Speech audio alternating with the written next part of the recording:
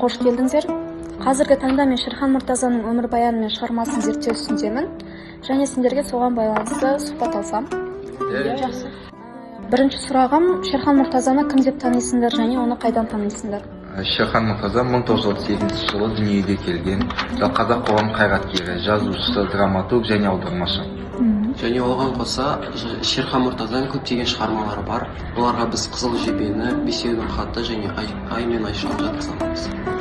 Өте керемет. Ал сендер Бесеудің хатын қазіргі таңда өтіп жатсыңдар және ол туралы не айта аласыңдар? Ол шығармада көтерілген басты мәселені не деп айта аласыңдар? Жалпы Шерхан Мұртазаның Бесеудің хаты шығармасымен біз осы жылы таныстық. Жалпы бұл шығарма тарихи шығарманың бірі.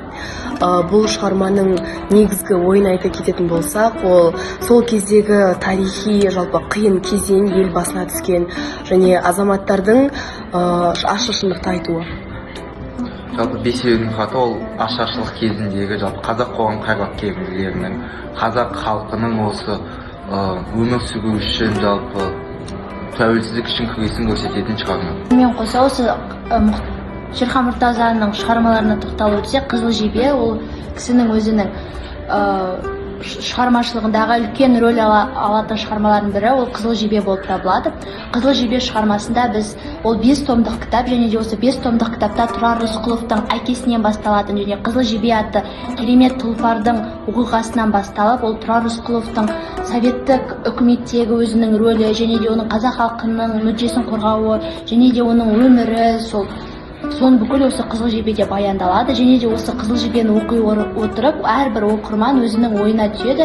Біз өзіміз қаншалықты қиыншылық көрсек те, біз өзіміз қаншалықты қиналсақ та, біз өзіміздің халқымыз үшін, өзіміздің отанымыз үшін барлық жақсылықты істеуіміз керек екен.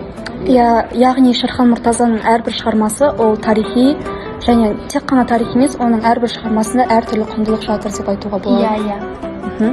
Ал Ай мен Айша туралы оқығандарың бар болса, не туралы айта аласыңдар?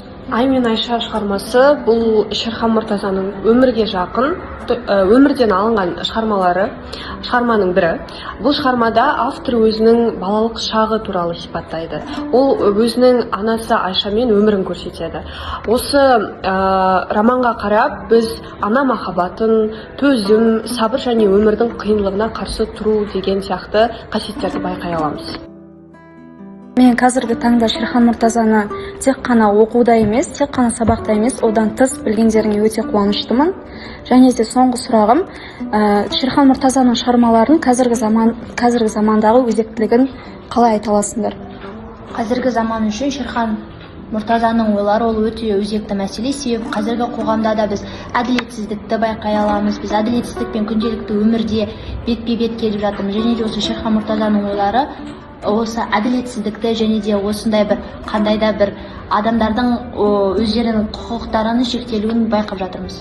Осы ойлары өзекті, яғни әлі ғасыр өтсе де ол өзекті ойлар. Өте керемет. Сендерден сұхбат алғаныма қуаныштымын. Көп рахмет.